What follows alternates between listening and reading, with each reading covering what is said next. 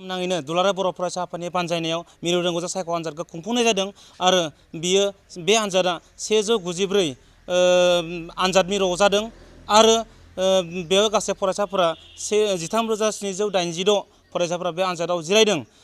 लोगोसे मोनसे बाथ्राखौ बुंनांगोन, बाक्सा जिल्ला दुलाराय बर' फरायसा आफादा बे मिरु रोंगौसा सायख' आनजादजों लोब्बा लानानै लोगोसेनो बिथांमोना जुनियायै आलादायै अनलि थाखो 7 आरो थाखो 8 फरायसाफोरखौ लानानै बिथांमोना जुनियर टेलेन्ट सार्च फाथिदों।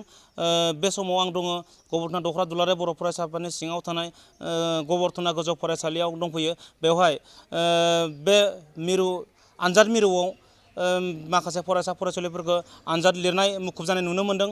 लोगोसे आंजों लोगोसे बे समाव दंफैयो दुलाराय बर' फरायसा आफादनि बाक्सा जिल्ला एबसुनि लेङाइ आफादगिरि बिथां उमेश दैमारि बिथाङा आंजों दंफैयो। बिथांनिफ्राय माखासे बाथ्राखौ मिथिनो थाखाय सिगांदों। बाक्सा जिल्ला दुलाराय बर' फरायसा आफादनि लेङाइ आफादगिरि बिथां उमेश दैमारि बिथांखौ आं एसेम्बलिसिम बरायना लाग्रोनाय जाबाय। गोजोननाय थाबाय। बे समाव दिनैनि बे मिरु रोंगौसा आनजाद, बे आनजादनि सायाव नोंथाङा मा नोजोर थांखि लानानै दुलाराय बर' फरायसा आफादा बे मिरु रोंगौसा आनजादखौ खुंफुंनाय जादों, बेनि सायाव सारा नोंथाङा मा बुङो? दा समा मोनसे कम्पिटिसननि मोनसे सम। बे कम्पिटिटिभ एग्जामफोराव जाहाथे प्रिपारेसन जायो, बिनि थाखाय जोंनि फरायसाफ्राबो जाहाथे थालाङा, माखासे कम्पिटिटिभ एग्जामखौ नोजोर बोनानैनो बिनि एग्जामनि स्ट्राक्चारफोर, बिनि जे सोंनायनि दाथायफोरखौ साजायनानैनो बे टेलेन्ट सार्चखौ बेहाय खुंफुंनाय जादों। आरो दुलाराय बर' फरायसा आफादा बेखौ 6थि खेबनि थाखाय बे मिरु रोंगौसा आनजादखौ 9 आरो 10 थाखोनि थाखाय बेहाय खुंनाय जादों। दिनै बे 6थि सान, बेजोंनो लोब्बा लाखिनानै बाक्सा जिल्ला दुलाराय बर' फरायसा आफादा जुनियर टेलेन्ट सार्च 2थि खेबनि थाखाय बेहाय खुंफुंफानाय जादों।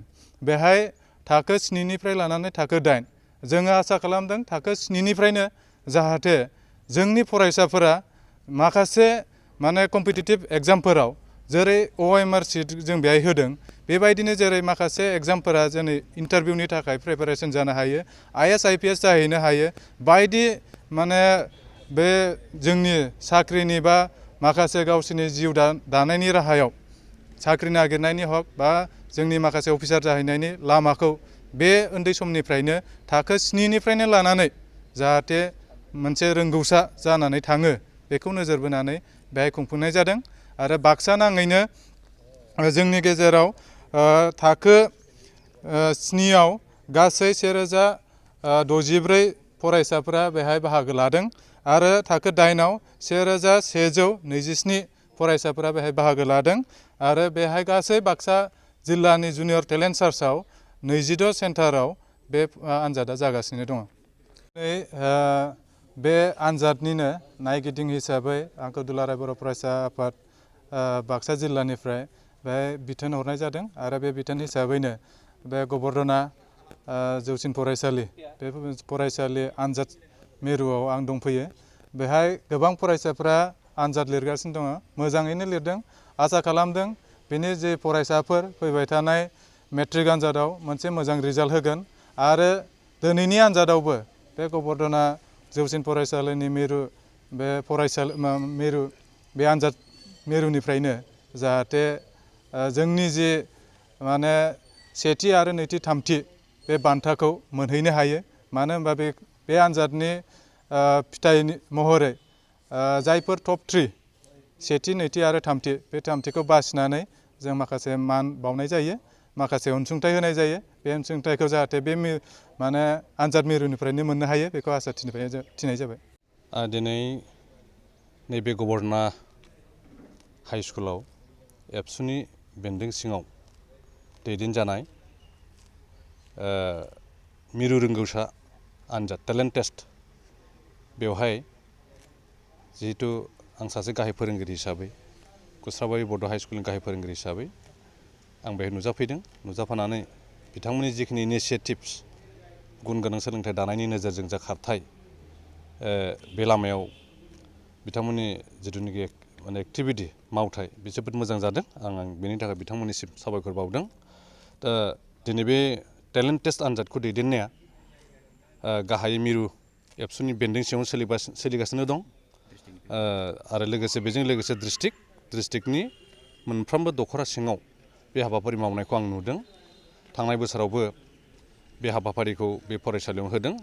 आंनिफ्रायबो जिहेतु पिउरलि बर' मिडियाम हिसाबै कुसाबारि बड' हाइ स्कुलनिफ्राय बेवहाय मथा-मथि 50 जनसो फरायसाफ्रा आप टु क्लास 7निफ्राय बाहागो लाफैदों आरो बे बाहागो लानायनि गेजेरजों आं नोजोराव नुदों जाय गथ'फ्रा आनजादनि फारसे टेस्ट होनायनि फारसे जिखिनि गोनो गोथो बे गोनो गोथोफोरखौ बिसोरो बे आनजाद होनायनिफ्राय मोनसे स्किल मोनसे मोजां आखुथाय सोलोंनो हादों आरो बे आनजादनिफ्रायनो फैगौ एनसुइं HSLC एग्जामिनेसनफ्राव जायफ्रा क्लास 10नि फरायसाफोर बिसोर माखासे थुलुंगा लांनो हादों। गतिके जोङो रोंगौसा जि मिरु दुलाराय बर' फरायसा आफादनि बानजायनायाव जे आनजाद जानो थांगासिनो दङ दिनै आरो बेवहाय बेखौनो जोङो बुंनो नागिरदों दुलाराय बर' फरायसा आफादनिफ्राय रोंगौसा आनजाद जि सायख'नाय मिरु दुलाराय बर' फरायसा आफाद हिसाबै थांनाय 2014 मायथाइनिफ्राय दुलाराय बर' फरायसा आफादा बेखौ जागायदों आरो दिनै फैयै फैयै बियो 6 बोसोराव आगान होफैबाय आरो बे बेलायाव बेखौनो जोङो बुंनो नागिरदों जोंनि दुलाराय बर' फरायसा आफादा थांनाय 2006 मायथाइनिफ्रायनो बर' माहारिनि साफ्रोमबो जि फरायसाफोर बै फरायसाफोरखौ माने गुन गोनां माने फरायसा महरै गायसननायनि जि बा जाफुंहोनायनि जि मोनसे थांखि आरो थांखि हिसाबैनो बेबो मोनसे हाबाफारि आरो बेनि गेजेरजोंनो जोङो बेखौनो नायनो लुबैदों जे बर' माहारिनि गेजेराव दिनैनि समाव बेसेबां माने गोरों फरायसाफोर दङ बा गावखौ दाफुंना लानो हानाय फरायसाफोरा बेसेबां दङ जोङो बेखौ गिबियै जोङो एडभान्सलि बेखौ जोङो नायनाय जायो आरो नैबे आनजादखौ जोङो खुंफुंनायजों लोगोसेनो जोङो गुबुन गुबुन जिखिनि कम्पिटिटिभ जिखिनि एग्जामफोर बै एग्जामफोराव जिरायनो हानाय जिखिनि खाबुफोरखौ जोङो एडभान्सलि बेखौ जोङो मिथिनो मोननाय जायो आरो बेखौ जोङो गुबुन बिजोंफोरावबो बा बिथिंफोराव जोङो बादायलायनो हानायनि जि गोहोफोरखौ जोङो नायनाय जायो। दा बे आनजाद माने लानायजों लोगोसे जाफुंसारा बेनो जे दिनै जोङो बर' माहारि हिसाबै दुलाराय बर' फरायसा आफादा बा बर' माहारिखौ मोनसे गेरेमसा माहारि दाफुंनो थांनायाव माने गावजों लोगोसे जिहेतु माहारिखौबो सिबिनांगौनि जि गोनांथिया नैबे जेनेरेसनफोरनि सायावनो बा नैबे उन जोलैफोरनि सायावनो सोनारो दा बेखायनो दा नैबे जेनेरेसनखौनो जोङो मोजाङै दाफामनानै फैबाय थानाय समफोराव गावखौ दाफुंनायजों लोगोसे माहारिखौ मोनसे दायित्व लानो हानाय सुबुं बायदि जोङो बेखौ खालामहोनो थाखाय जोङो हास्थायो।